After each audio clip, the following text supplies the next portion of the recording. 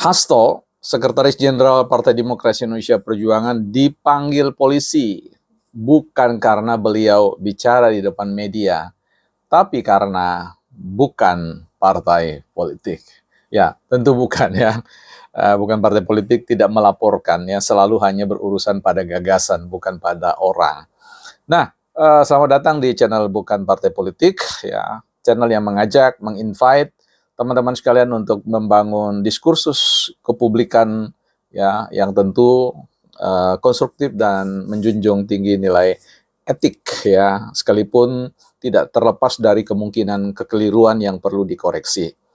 Baik teman-teman, kita akan bahas tentang persoalan apa yang Mas Hasto sampaikan terkait dengan beliau hanya menyampaikan apa yang disebut dengan pendidikan politik ya.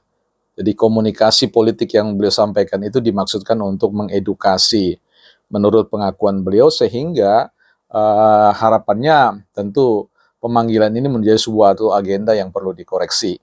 Sebagaimana beliau menyampaikan bahwa hendaknya Kapolri dan jajarannya tidak memproses masyarakat ya yang tertib hukum, ketika beliau belajar dari Jenderal Hugeng ya yang melindungi masyarakat dan tidak memproses orang-orang yang kritis ya, kata beliau ya. Ini walaupun nada menggurui, tapi di sini kan yang proses itu kan bukan Kapolri atau jajaran kepolisiannya, tapi karena ada mekanisme hukum yang menuntut, yaitu adanya pengaduan ya, pengaduan keberatan-keberatan dari warga negara lainnya yang bernama Hendra, saudara Hendra dan Bayu yang belum tahu identitas jelasnya seperti apa. Nah, sehingga Kapolri dan jajarannya tentu harus merespon itu untuk menegakkan prinsip negara hukum ya. Sampai di situ dulu. Baik, sebelum kita lihat lebih jauh, kita lihat buku kita. Ada buku namanya Etika Jurnalisme dan Prinsip-Prinsip Dasar. Pada kasus beberapa yang lalu kita juga sudah mengunjungi buku ini, tetapi sedikit kita akan lihat dulu buku ini terkait dengan etika jurnalisme yang ditulis oleh saudara Julkarimain Nasution ya. Ini orang Medan kelihatannya, Horas bah. Baik, kita akan lihat di sini masyarakat pada dasarnya percaya bahwa jurnalisme merupakan idealnya institusi pencari kebenaran.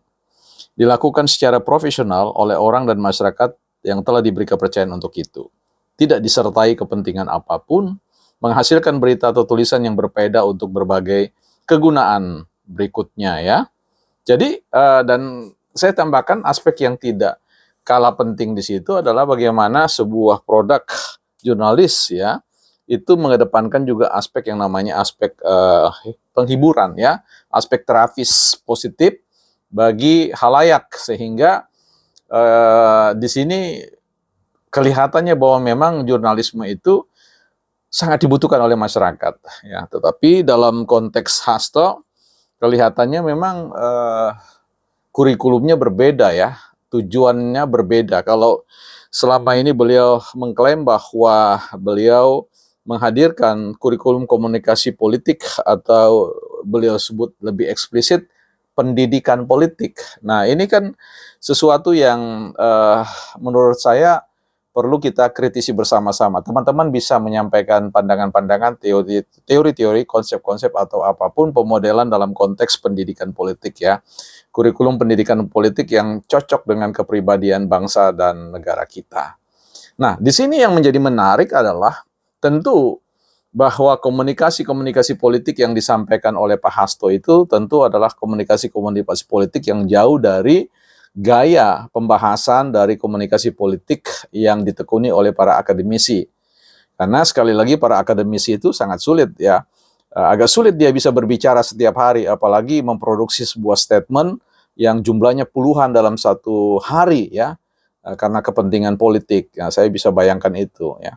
Untuk sebuah isu saja yang ingin kita dalami di dalam konteks bangku pendidikan akademik, kita akan memprosesnya itu berhari-hari ya, baru bisa menghadirkan sebuah tesis yang itu pun kita agak ragu-ragu untuk menyampaikan itu.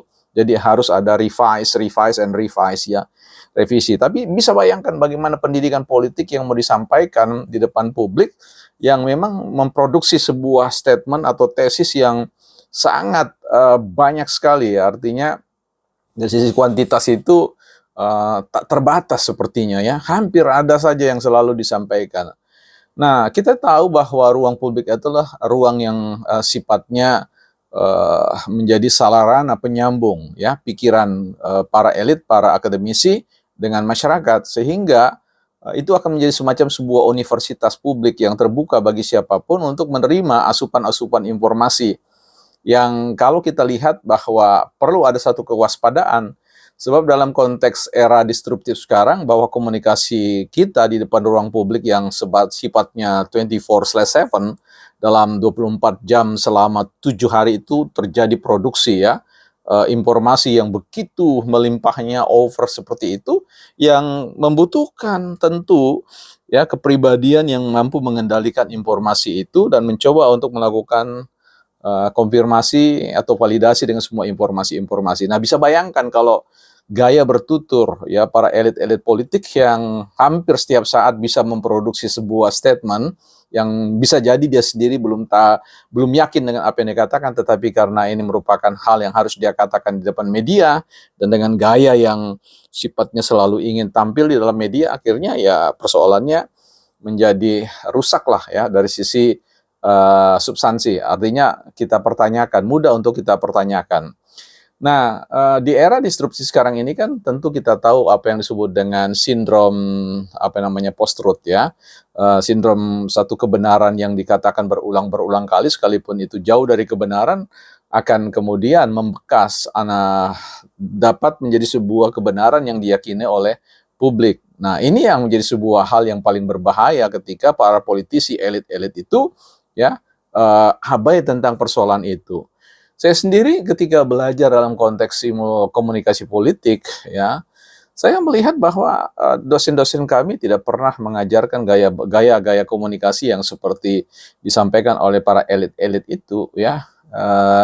Justru kelihatannya tidak penuh dengan kehati-hatian yang tinggi.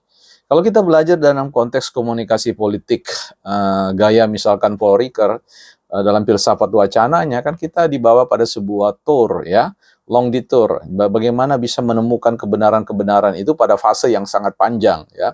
Jadi memang ada sebuah tahapan-tahapan proses yang betul-betul mencoba untuk membedah dari anatomi dari suatu statement, dari suatu ide atau gagasan yang kemudian betul-betul didialektikakan sedemikian ketat sehingga kita tiba pada sebuah keyakinan yang tentunya tetap hipotesis, jawaban sementara bahwa apa yang kita sampaikan itu bernilai bagi publik, bukan hanya bagi pengembangan pengetahuan tetapi bagi publik secara praktis ya, karena publik membutuhkan kata-kata atau katakanlah statement-statement yang memang dia jadikan referensi, karena ya tentu mereka bukanlah orang-orang yang berada pada lingkaran kekuasaan terdekat. Nah, ini yang penting. Bagaimana kemudian kalau kita lihat tesisnya Jürgen Habermas dengan diskursus deliberatif, ya, masyarakat komunikasi yang bernalar, masyarakat yang rasional, masyarakat yang memperbincangkan segala sesuatu dengan dukungan-dukungan referensial data, dan juga tentu data dalam konteks teori-teori yang ada yang sudah dirumuskan oleh para teoritis-teoritis atau para ahli.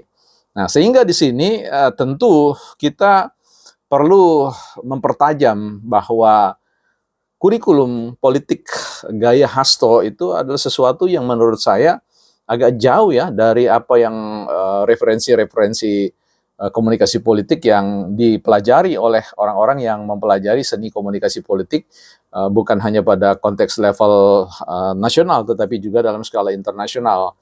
Sehingga ini perlu kita menghadirkan suatu semangat untuk mengimbangi agar supaya jangan sampai masyarakat ini ya terkena sindrom post-truth itu, bahwa menganggap bahwa pendidikan politik yang terbaik itu adalah gaya yang disampaikan oleh Hasto dan para elit-elit yang lebih punya ruang ya untuk selalu dijadikan trendsetter atau menjadi acuan untuk dikutip pernyataan-pernyataannya. Nah, ini kadang berbahaya sekali bagi bangsa dan negara ini. Nah, karena itu teman-teman dan saya, kita semua punya tanggung jawab moral untuk hadir memproduksi informasi-informasi yang valid ya, yang katakanlah bisa dipercaya oleh publik karena sedikitnya ada basis referensi yang bisa memberikan keyakinan bahwa apa yang kita sampaikan itu berbasis pada data ya. Karena bicara tentang persoalan komunikasi politik itu tidak akan pernah mengabaikan aspek disebut dengan objektivitas. Karena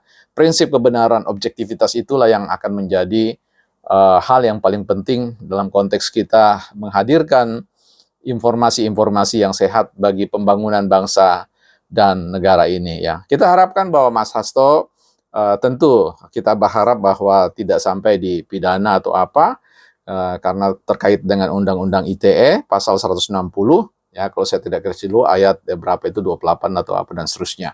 Nah, tentang persoalan ujaran-ujaran ujaran-ujaran penyampaian yang bisa menimbulkan kerusuhan di masyarakat.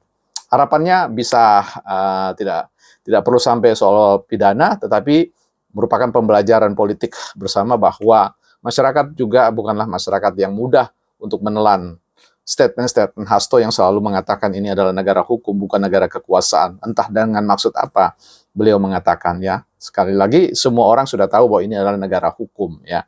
Jadi kalau memang ada perkara-perkara yang sifatnya tidak memuaskan, tuduhan-tuduhan kecurangan, bukan merupakan diulas di media tetapi diulas di ruang pengadilan yang merupakan infrastruktur kita untuk membangun negara ya menjadi negara hukum, bukan negara elit, bukan partai politik.